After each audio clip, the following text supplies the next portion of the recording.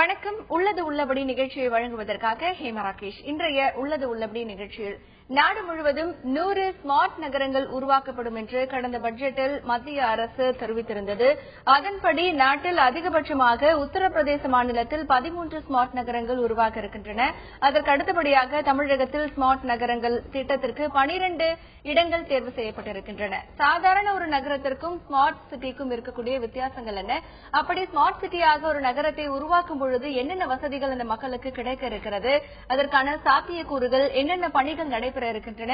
மேலும் தமிழகத்தை பொறுத்தவரை எந்தெந்த நகரங்கள் அங்கே தேர்வு செய்யப்பட்டிருக்கின்றன? ஏற்கனவே அந்த பகுதிகளில் இருக்கக்கூடிய திட்டங்கள் எல்லாம் சரியான முறையில் செயல்படுத்தி வருகிறதா? இந்த ஸ்மார்ட் சிட்டி அறிவிப்புக்கு பிறகு அந்த நகரத்தில் இருக்கக்கூடிய மக்களின் எதிர்பார்ப்புகள் என்னவாக இருக்கிறது என்பதை பற்றி விரிவாக இன்றைய நிகழ்ச்சியில் பார்க்க இருக்கிறோம். இன்றைய நிகழ்ச்சியில் பங்கேற்பதற்காக நம்முடைய செய்தி அரங்கிற்கு வருகை தந்து தன்னுடைய கருத்துக்களை பதிவு செய்ய இருக்கிறார் ஓய்வு பெற்ற முன்னாள் IAS அதிகாரி திரு சந்தானம் அவர்கள். அவர் இந்த நிகழ்ச்சிக்கு வரவேற்கிறோம்.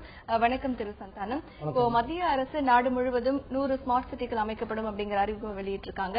தமிழகத்துல 12 நகரங்கள் தேர்வு செய்யப்பட்டிருக்கு. இப்ப சாதாரண நகரத்திற்கும் ஸ்மார்ட் சிட்டிக்கும் இருக்கக்கூடிய வித்தியாசங்கள் என்ன? முதல்ல ஒரு அடிப்படையா நம்ம புரிஞ்சுக்கணும். அதாவது என்ன பிராக்டிகல் நடக்குதுன்னா, இந்தியாவில் ஒவ்வொரு நிமிடமும் ஒரு 30 பேர் நகரத்தை நோக்கி சென்றுகிட்டே இருக்கிறாங்க. கிராமத்துல இருந்து நகரமயமாதல்ல மகாராஷ்டிராக்கு அடுத்தபடியா தமிழ்நாடு தான் முதல் இடத்துல இருக்கு. அதனால இந்த நகரமயமாதல்ங்கிறது ஒரு முக்கியமான ஒரு பிரச்சனை. ஏன்னா நேற்றுக்கு புராதன நகரமாக இருந்ததோடு கூட இன்னும் பல நகரங்கள் வெகு வேகமாக உருவாகிட்டே வருது. இன்னும் சொல்ல போனா ஒரு வருடத்துல நகரங்கள்ல வர்ற ஜனத்தொகையை கணக்கெடுத்து பார்த்தோம்னா ஒவ்வொரு ஆண்டுமே ஒரு 7 புதுடில்லி நகரங்கள்ல இருக்கிற அளவுக்கு ஜனத்தொகை வந்துகிட்டு இருக்கு அப்படிங்கறத ஒரு புள்ளி விவரமும் சொல்லுது. அதனால நகரமயமாதல்ங்கிறது மிக முக்கியமான ஒரு அம்சமாக நம்முடைய வாழ்க்கையில் அமைஞ்சிருச்சு. ஏன்னா கிராமத்துல வசதி இல்லை காரணத்துக்காகவும், நகரத்துல வேலை வாய்ப்பு இருக்குங்கிற காரணத்துக்காகவும், நகரத்துல நம்ம நல்லா வேகமா முன்னேற முடியும் காரணத்துக்காகவும் நிறைய ஏழை மக்கள், படிச்சவங்க, இன்னும் தொழிலதிபர்கள் எல்லா நகரத்துக்கு வந்துட்டு இருக்காங்க. எனவே இருக்கிற நம்ம நகரத்தில் இருக்கிற வசதிகளை அத்தனை பேருக்கும் பகிர்ந்து கொடுக்கணும். நகரத்தில் இருக்கிற வளர்ச்சியை நம்ம துரிதப்படுத்தணும். அதே சமயத்தில் நகரத்தினுடைய வளர்ச்சியை தக்க வச்சுக்கிடணும் அப்படின்னு சொல்றாங்க. இன்னும் ஒரு ஸ்மார்ட் சிட்டின்னு சொல்ல போனோம்னா அந்த சிட்டிங்கிறது மற்ற நகரத்தை விட அது நல்ல ஒரு முன்னேறிய நகரமா இருக்கணும். அதே சமயத்தில் மற்ற நகரங்களோட அதிக அளவுக்கு முதலீடை ஈர்க்கத்தக்கதாக இருக்கணும். அதனுடைய வளர்ச்சியை தக்க வச்சுக்கிட்டு சுற்றுச்சூழல் பாதிப்பு இல்லாம அவரோட வளர்ச்சி நடைபெறணும். இவை அனைத்தும் சங்கமிக்கிற ஒரு இடம் ஸ்மார்ட் சிட்டிங்கிற ஒரு வரையறுக்கப்பட்டு சொல்லப்பட்டிருக்கு. ஸ்மார்ட் சிட்டிக்கு நிறைய பெஞ்ச் மார்க்ஸ் இருக்குது. அதனால நம்ம தமிழகத்தை பொறுத்த வரைக்கும் இது ஒரு ஸ்மார்ட் ப்ரோக்ராம்னே சொல்லலாம். அதனாலதான் நம்ம உத்தரப்பிரதேச அடுத்தபடியா அதிகமான நகரங்களை தமிழக அரசு தேர்ந்தெடுத்து கொடுத்திருக்கிறோம். இன்னும் சொல்ல போனா smart city will make smart citizens கூட சொல்றாங்க.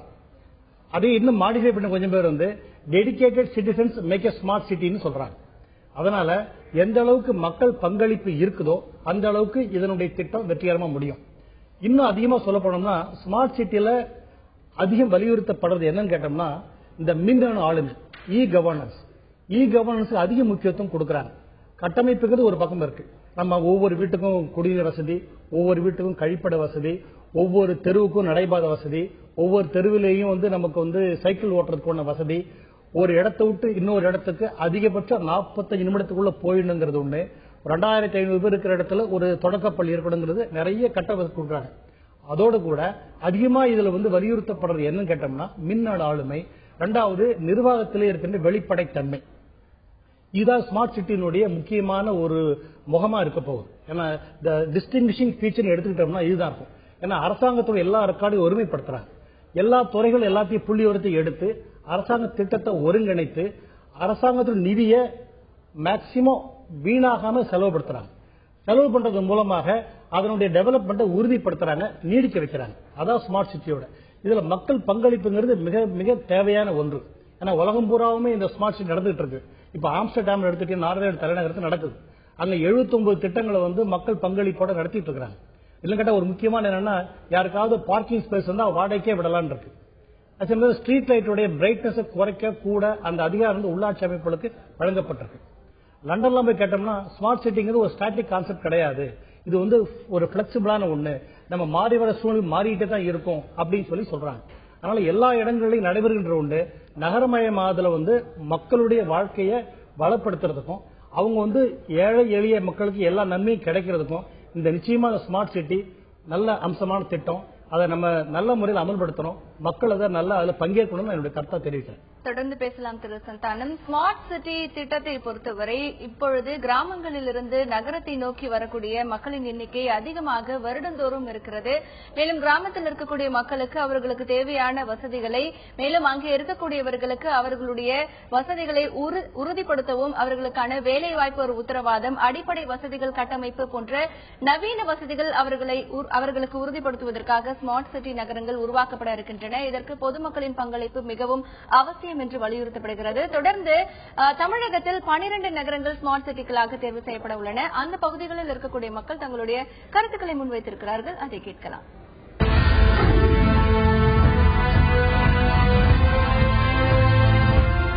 ஈரோட்டை பொறுத்தவரையில் புறவழிச்சாலைகள், ஊராட்சி கோட்டை நீர்நிலை திட்டங்கள், ஜவுளி பூங்காக்கள் என அனைத்திலுமே திடக்கழிவு மேலாண்மைகள், பொது சுத்திகரிப்பு நிலையம் அமைத்தல் போன்ற பல்வேறு திட்டங்களை இந்த ஸ்மார்ட் சிட்டி திட்டத்தின் கீழ் கொண்டு வந்து செய்கின்ற போது ஒட்டுமொத்தமாக ஒரு நகரத்தினுடைய வளர்ச்சி வளர்ந்து அங்கே உள்கட்டமைப்பு ஒட்டுமொத்தமாக வளர்ந்து ஈரோட்டை சொல்ல போனால் போக்குவரத்து நெரிசல் மிகுந்த பகுதிகளிலே ஒரு எலக்ட்ரானிக் பார்க்கிங் சிஸ்டம் என்ற ஒரு மெத்தேடு இதிலே கொண்டு வர இருக்கின்றார்கள். அதன் மூலமும் பார்க்கிங் செய்வதற்கான வசதிகள் வந்து ஒட்டுமொத்தமாக நகரத்தினுடைய வளர்ச்சி வெகுவாக உயரும் என்பதிலே எந்த விதமான மாற்று கருத்தும் இருக்க முடியாது. எல்காட் ஐடி பார்க் இருக்கு. அதுல வந்துட்டு நிறைய கம்பெனிஸ் வந்து வில்லிங்கா இருந்தா கூட ஆனா கவர்மெண்ட் வந்து சப்போர்ட் பண்ண மாட்டாங்க. கவர்மெண்டோட சப்போர்ட் வந்து கொஞ்சம் கம்மியா இருக்க மாதிரி இருக்கு. அங்க அதை சுத்தி இருக்கிற இன்ஃப்ராஸ்ட்ரக்சர் வந்து நல்லா டெவலப் பண்ணணும். பிளஸ் வந்துட்டு ஆல் ஓவர் வந்து ட்ரிச்சில வந்து நிறைய பிரிட்ஜஸ், ஆர்ஓபிஸ் வந்து நிறைய பெண்டிங்ல இருக்கு. இப்போ பாத்தீங்கன்னா டிராபிக் கன்ஜெஷன் அப்படின்றது வந்து ட்ரிச்சில வந்து ஒரு எப்பவுமே இருக்கக்கூடிய ஒரு விஷயம் ஆயிடுச்சு. அதே மாதிரி இப்போ எக்ஸ்டெண்டட் வார்ட்ஸ் அதுல எல்லாம் பாத்தீங்கன்னா வந்துட்டு ஒரு ப்ராப்பரா வந்துட்டு ஆர்கனைஸ் பண்ணி இது பண்ணல. அவங்க வந்து அதை ரீஆர்கனைஸ் பண்ணிட்டு டிரான்ஸ்போர்ட் சிஸ்டத்தை வந்து அதை ஒழுங்கா அவங்க பண்ணிட்டு அதை கரெக்டா அந்த ஃபண்டெல்லாம் வந்து இந்த மாதிரி விஷயத்துக்கு யூஸ் பண்ணாங்கன்னா ரொம்ப நல்லா இருக்கும். கடலூர் நகரம் வந்து மேம்படணும்னா சுத்தம், சுகாதாரம் இது கண்டிப்பா அவசியம் தேவை. ஒரு சாலை போக்குவரத்து, கப்பல் போக்குவரத்து இதெல்லாம் வந்து ஒரு அவசியமான ஒரு விஷயமா தேவைப்படுது. நல்ல ஒரு கல்வி, நல்ல ஒரு சுகாதாரம், நல்ல மாசுபடாத சுற்றுச்சூழல் முக்கியம். ரொம்ப ரொம்ப முக்கியமான ஒரு விஷயம் சுற்றுச்சூழல், குடிநீர் இதெல்லாம் ரொம்ப நல்லா வந்ததுன்னா ரொம்ப சந்தோஷம். மாநிலத்தின் அனைத்து மூலைகளிலிருந்தும் மேற்படிப்பு, வேலைவாய்ப்பு போன்ற பொருளாதார வசதியை தேடி இளைஞர்கள், மாணாக்கர்கள் என அனைவரும் பல்வேறு மாநகராட்சிகள் இருந்தாலும் கூட மாநிலத்தின் தலைநகரை நோக்கி படையெடுத்த வண்ணம் இருக்கின்ற சூழலை கருத்தில் கொண்டு இன்றைக்கு இந்த 3 திட்டங்களை சுமார் 4 லட்சம் கோடி மதிப்பில் அறிமுகப்படுத்தியிருப்பது பெரிதும் வரவேற்புக்குரியது. ஸ்மார்ட் சிட்டி நகரங்களை பொறுத்தவரை அவர்களுக்கான வசதிகள் எப்படிப்பட்டதாக இருக்க வேண்டும் போன்ற கருத்துக்கள், எதிர்பார்ப்புகள் பொதுமக்களிடத்தில் நிறையவே இருக்கின்றன. இப்படி ஸ்மார்ட் நகரங்கள் வரும்பொழுது மக்களுக்கு என்ன மாதிரியான வசதிகள் கிடைக்க இருக்கிறது? கல்வி, சுகாதாரம், மின்சாரம், திடக்கழிவு மேலாண்மை, இப்படி பல வசதிகள் இருக்கின்றன. அதற்கு மக்களிடத்திலிருந்து என்ன எதிர்பார்ப்பு இருக்கிறது என்பது பற்றி விரிவாக பார்க்கலாம்.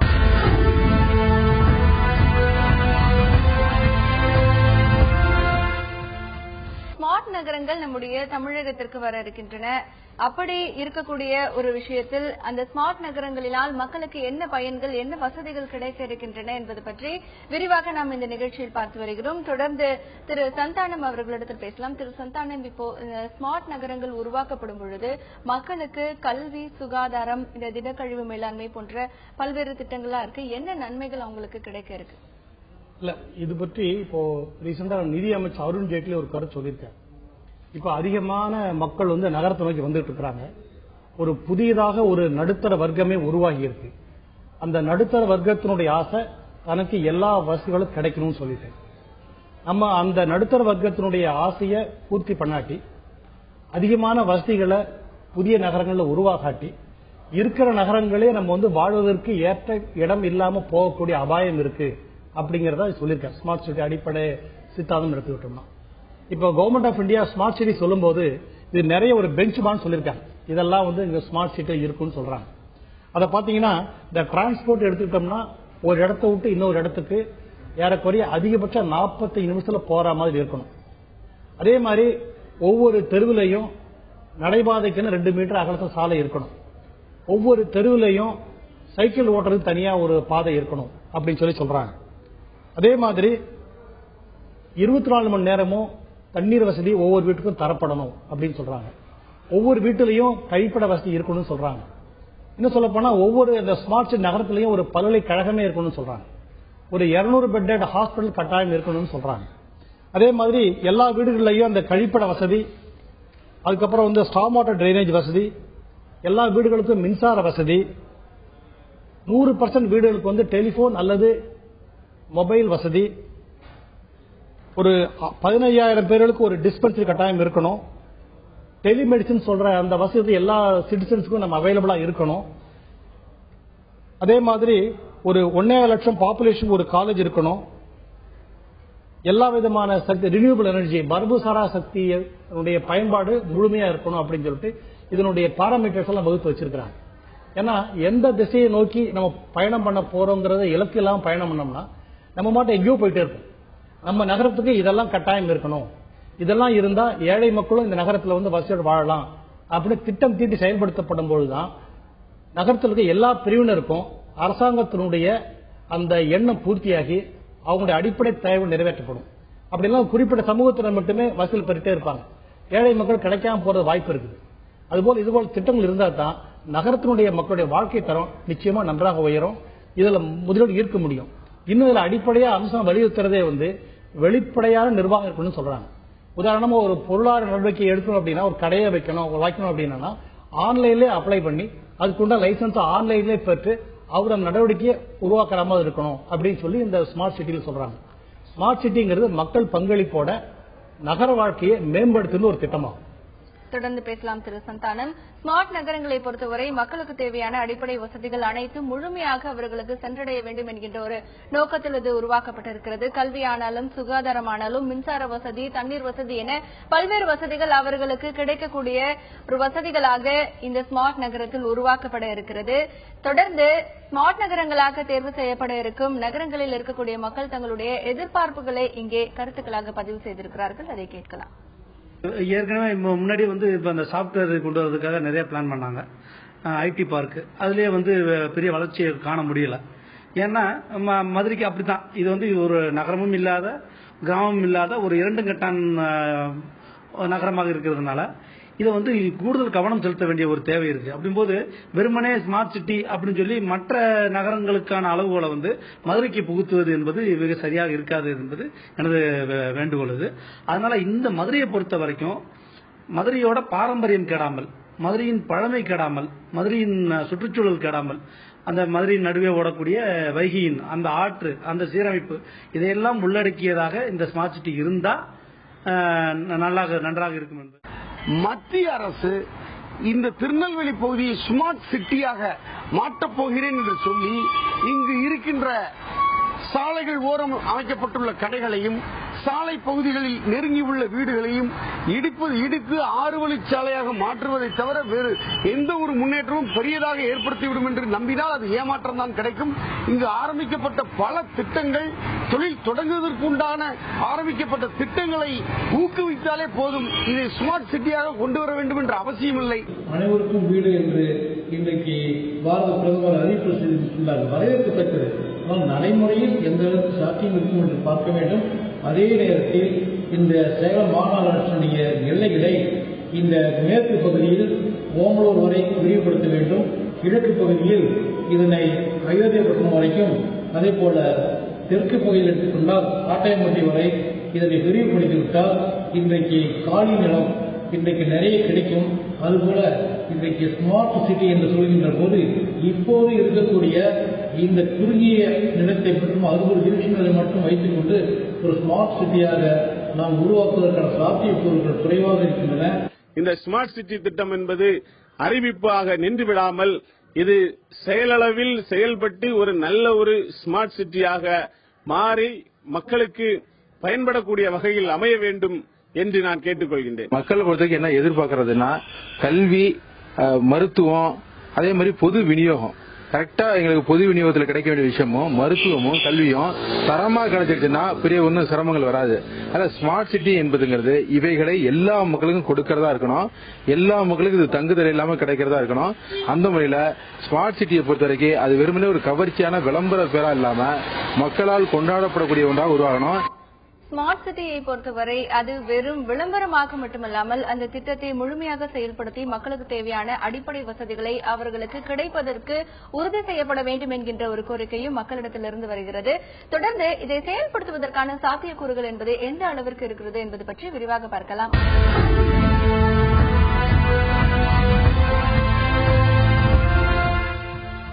ஸ்மார்ட் சிட்டிஸ் அறிவிப்பு மத்திய அரசிடமிருந்து வெளிவந்திருக்கிறது. நாடு முழுவதும் 100 நகரங்கள் உருவாக்கப்பட இருக்கின்றன. தமிழகத்தில் 12 நகரங்கள் ஸ்மார்ட் சிட்டிகளாக உருவாக்கப்பட இருக்கின்றன. இதனால் என்ன வசதிகள் மக்களுக்கு கிடைக்கும் என்பது பற்றி பார்த்துக் கொண்டிருக்கிறோம். தொடர்ந்து திரு சந்தானம் அவர்களிடத்தில் பேசலாம். திரு சந்தானம், இப்போ அந்த ஸ்மார்ட் சிட்டிகள் உருவாகுவதற்கு பல்வேறு விதமான ஒரு எதிர்பார்ப்புகள் மக்களிடத்தில் இருக்கு. இதை நடைமுறைப்படுத்துவதற்கான சாத்தியக்கூறுகள் எந்த அளவில் இருக்கு? இது பற்றி உங்களுடைய இந்த திட்டங்களை தீட்டும் போது இதை நடைமுறைப்படுத்துறதுக்குண்டான அத்தனை காரணிகளையும் மத்திய அரசும் மாநில அரசும் சேர்ந்து அந்த திட்டம் தீட்டுறாங்க. என்ன சொல்ல போனா முதல் வருஷத்துல 100 கோடி ரூபாய் இதுக்கு ஒதுக்குறாங்க. முதல் ஆண்டுல 20 நகரங்களை டெவலப் பண்ண போறாங்க. மீதி 100 நகரங்கள்ல வர்ற 5 ஆண்டு டெவலப் பண்ண போறாங்க. இதுக்காக ஒரு 36,000 கோடி ரூபாய் பணத்தையும் ஒதுக்கி இருக்கிறாங்க. நகரமயமாதல்ங்கிறது என்ன சொல்ல போனோம்னா நம்முடைய பாப்புலேஷன்லேயே ஒரு 31% பாப்புலேஷன் நகரத்தான் வாழ்றாங்க. அவங்களுடைய பங்களிப்பு நம்ம ஜிடிபியும் பாத்தீங்கன்னா 60% இருக்கு. இன்னும் ஒரு 10 ஆண்டுகள்ல அவங்க ஜிடிபியுடைய பங்களிப்புங்கிறது 75% உயரப்போகும். நகரங்கள் தான் நம்முடைய நாட்டினுடைய வளர்ச்சிக்கான இயந்திரம், மறுக்க முடியாது யாராலையும். நகரங்களை வளர்ச்சியை ஒட்டித்தான் எல்லா நாடுகளுமே பெரிய வல்லரசாலாம் உயர்ந்திருக்கு. சைனாவை எடுத்துக்கிட்டீங்கன்னா 26 கோடி மக்கள் 30 ஆண்டு காலத்துல நகரத்துக்கு அனுப்பியிருக்கிறாங்க. அதன் மூலம் மிகப்பெரிய வளர்ச்சி அவங்களால அடைய முடிஞ்சது. மக்களுடைய எதிர்பார்ப்புகளுக்கு ஈடு கொடுக்கக்கூடியது நகரத்தில் இருக்கிற வாய்ப்புகள் தான். அதனால நகரத்தை நம்ம திட்டம் தீட்டும் போது இப்ப சொல்லிருக்காங்க, நிறைய பெஞ்ச் மார்க் போட்டிருக்காங்க. நானே சொன்னேன், ஒவ்வொரு இதுலயும் இவ்வளவு இருக்கணும், 100% குடிநீர் வசதி எல்லாம் இருக்கணும்னு சொல்லிட்டு இதை திட்டம் தீட்டும் போது மக்களுடைய பங்களிப்புங்கிறது முக்கியம். பேசலாம் திரு சந்தானம். இப்பொழுது இருக்கக்கூடிய சூழ்நிலையில் இந்த திட்டங்கள் செயல்படுத்துவதற்கு மக்களின் பங்களிப்பு அவசியம் என்று சொல்லப்படுகிறது. தொடர்ந்து பல பகுதிகளில் வசிக்கக்கூடிய மக்கள் தங்களுடைய கருத்துக்களை முன்வைத்திருக்கிறார்கள், அதை கேட்கலாம். ஸ்மார்ட் சிட்டியில பேசிக்கலாவே என்விரான்மெண்ட் ஈகோ ஃப்ரெண்ட்லியா வரக்கூடிய மெட்டீரியல்ஸை யூஸ் பண்ணி அதுல எந்த விதமான பாதிப்பு இல்லாத மெட்டீரியல்ஸை வச்சு கட்டுற ஈகோ ஃப்ரெண்ட்லியாக கிரீன் ஹவுஸ்ன்னு சொல்றோம். அந்த மாதிரி மெட்டீரியல்ஸ் வச்சு கன்ஸ்ட்ரக்ட் பண்ற ஹவுசஸ் வரும். அதுல இனோவ்ஸாவே எல்லாமே இருக்கிற மாதிரி இருக்கும். லைக் எலக்ட்ரிசிட்டி ப்ரொடக்ஷன் அப்படின்னு சொன்னா நம்ம பில்டிங்குடைய டெரஸ்லயே சோலார் பேனல்ஸ் வச்சு அதுலேருந்து எலக்ட்ரிசிட்டியை ட்ரா பண்ணி அந்த என்டையர் பில்டிங்க்கு தேவையான எலக்ட்ரிசிட்டியை ப்ரொவைட் பண்ணுற மாதிரி வரும். அதே மாதிரி சீவேஜ் வாட்டர் ட்ரீட்மெண்ட் பிளான்ட் இருக்கும். சீவேஜ் வாட்டர் ட்ரீட்மெண்ட்லாம் நம்ம சாதாரணமாக அந்த தண்ணியை ட்ரீட் பண்ணிட்டு செடிகளுக்கு மற்றதுக்கு பயன்படுத்துகிற மாதிரி இருக்கும். இன்ஃபேக்ட் இப்போ அந்த sewage water treatment water even drinking water லெவலுக்கு பியூரிஃபை பண்ணி கொண்டு போகிற அளவுக்கு வந்துடும். அந்த என்டையர் பில்டிங்க்கு தேவையான வாட்டர் ஃபெசிலிட்டிஸை ரீசைக்கிள் பண்ணி கொண்டு வர அளவுக்கு பிளானிங்ஸ் இருக்குதுல்ல. வைஃபை எப்படின்னு எடுத்தோம்னா கம்ப்ளீட்டா எல்லா இடத்துக்குமே வைஃபை அந்த சிட்டி ஃபுல்லாவே கிடைக்கிற மாதிரி ஃபாஸ்டா இருக்கிற வைஃபை சிஸ்டமா இருக்கும். அதனால என்ன பெனிஃபிட் அப்படின்னா எல்லாருமே எவ்வளவு அளவுக்கு எத்தனை ஜிபி யூஸ் பண்றோமோ அதுக்கு பில்லிங்ல இருந்து எல்லாமே ஸ்ட்ரெயிட்டாவே அந்த ஸ்மார்ட் போன் வச்சு அந்த மாதிரி வெளியே கட்டிடலாம் bills. Plus addition to that நமக்கு இருக்கிற எலக்ட்ரிசிட்டி யூட்டிலைசேஷன், வாட்டர் யூட்டிலைசேஷன் எல்லாமே ஒரு ஸ்மார்ட் சிஸ்டம்லயே யூஸ் பண்ணி ஆஸ் வெல் அஸ் பே பண்றது எல்லாமே அழகாக வந்துடும். ரொம்ப நமக்கு டைம் ஸ்பெண்டிங்கே இருக்காது வீட்டில் இருக்கிறதுக்கு. தமிழகத்தில் 12 நகரங்கள் ஸ்மார்ட் சிட்டிகளாக தேர்வு செய்யக்கூடிய பட்டியலில் இருக்கின்றன. ஏற்கனவே அந்த நகரங்களில் வசிக்கக்கூடிய மக்களுக்கு பல்வேறு விதமான எதிர்பார்ப்புகள் இருக்கின்றது. இந்த ஸ்மார்ட் சிட்டிகளை பொறுத்தவரை அவர்களுக்கு தேவையான அடிப்படை வசதிகள் மற்றும் இந்த நகரங்களை நவீனப்படுத்துவதற்கான பல்வேறு வசதிகள் அங்கே உருவாக்கப்பட இருக்கின்றன. அரசு நிதி உதவி கொடுத்து திட்டங்களை செயல்படுத்தினால் மட்டுமே அது போதாது, பொதுமக்களின் ஒத்துழைப்பு மிகவும் அவசியம் என்றும் இங்கே சொல்லப்படுகிறது. இந்த நிகழ்ச்சியில் பங்கேற்று தன்னுடைய கருத்துக்களை முன்வைத்த திரு சந்தானம் அவர்களுக்கு நன்றி. மீண்டும் ஒரு உள்ளது உள்ளபடி நிகழ்ச்சியில் சந்திக்கலாம்.